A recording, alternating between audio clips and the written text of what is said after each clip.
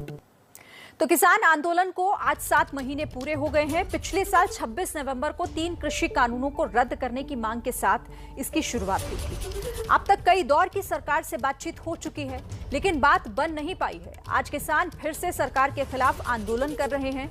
किसान आज खेती बचाओ लोकतंत्र बचाओ दिवस मना रहे हैं। इसके तहत देश भर में किसान राजभवनों के बाहर प्रदर्शन करेंगे और राज्यपाल को ज्ञापन सौंपेंगे।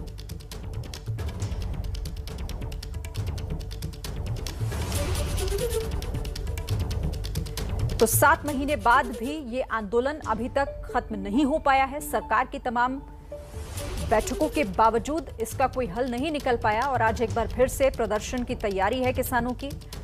राष्ट्रपति को ज्ञापन भेजना है और आज अलग अलग जगहों पर राजभवनों के सामने प्रदर्शन कर राज्यपालों को ज्ञापन सौंपा जाएगा।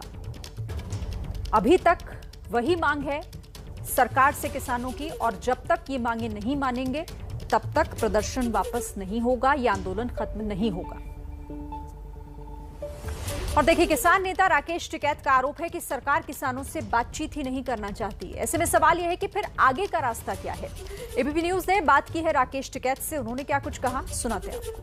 हमसे बात करने के लिए खुद किसान नेता राकेश टिकैत हमारे साथ मौजूद है। सर, सबसे पहले तो हम यही जानना चाहते हैं कि जिस तेजी से आंदोलन शुरू हुआ था, लग रहा था कि बहुत जल्दी हल निकल जाएगा, लेकिन 7 महीने हो गए, तो क्या कहीं कुछ कमी रह गई या फिर कुछ भटक गया? आखिर कारण क्या है कि इतना लंबा वक्त लग गया? हम शांतिपूर्ण तरीके से बैठे, ये लग गया शांतिपूर्ण। क्या करेंगे? हम शांति से ही बैठेंगे। हाँ, ये चलेगा, लंबा चलेगा आंदोलन ये। सर, कहीं तो एक मध्यस्थता वाली बात है, जो बीच का एक पॉइंट तो आएगा जहाँ पे सरकार और आप में कुछ तो सुलह होगी, वरना कब तक आप यहाँ पे बैठे रहेंगे? हम तो बैठे कि सरकार बात करे, बात नहीं कर रही सरकार। पिछले 22 जनवरी से मिली नहीं सरकार, कहीं मिला तो बताइए, उनको याद कर देते आपको। हाँ, लेकिन सर ये बताइए कि उधर से, क्योंकि आपने चिट्ठी वगैरह भी लिखी, उधर से क्या प्रतिक्रिया आई, कुछ रिस्पॉन्स? उन्होंने ये कहा कि हम कानून वापसी मिलेंगे और बात कर लेंगे। पुराने गांव की कहावत है कि खुंटा यहीं गाड़ दूंगा और बात भी करूंगा, पंचायत का फैसले सिर मत दे, बात मानू नहीं। तो सर, अगली बार जब बात होती है तो पुराने मुद्दे रहेंगे या फिर कुछ नए मुद्दे भी जुड़ेंगे? क्योंकि नए भी जुड़ेंगे, इतने दिन हो गए, नए भी जुड़ेंगे। हिल पैकेज की भी बात होगी, जो इंटरनेशनल बॉर्डर है उसकी भी बात होगी, बहुत पॉलिसी पे बात होगी। जब मिलेंगे, इतने दिन में मिलेंगे तो बातचीत तो होगी। यानी आंदोलन अभी लंबा चलता होगा? हाँ, अगर बात नहीं मानेंगे तो आंदोलन तो लंबा चलेगा। तो आपने सुना किसान नेता राकेश टिकैत को, जिन्होंने बताया कि अगर इसी तरह से हालात रहे तो अभी भी आंदोलन लंबा चलेगा। 7 महीने से आंदोलन चल रहा है और आगे भी चलता रहेगा। जब तक सरकार बात नहीं मान लेती, जब तक बात नहीं सुन रही है, तब तक किसान आंदोलन यूं ही चलता रहेगा। कैमरा पर्सन निखिल जस्तोगी के साथ नेता Shandil, ABP news, Ghazipur border.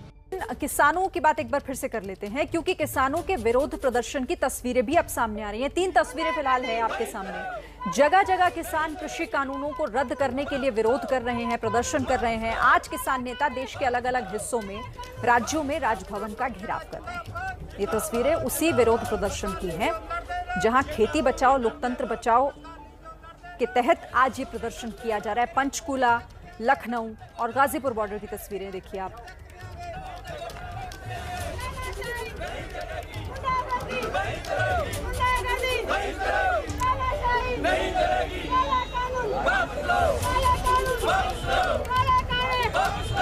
तो अब ये तस्वीरें आपको विरोध प्रदर्शन की दिखाने के साथ साथ, चलिए अब हम और जगहों से भी आपको अपडेट देते हैं। दिल्ली से अभिषेक रावत मेरे साथ हैं, भोपाल से ब्रजेश राजपूत मेरे साथ जुड़े हुए हैं, लखनऊ से रणवीर हैं, चंडीगढ़ से हरपिंदर भी मेरे साथ बने हुए हैं।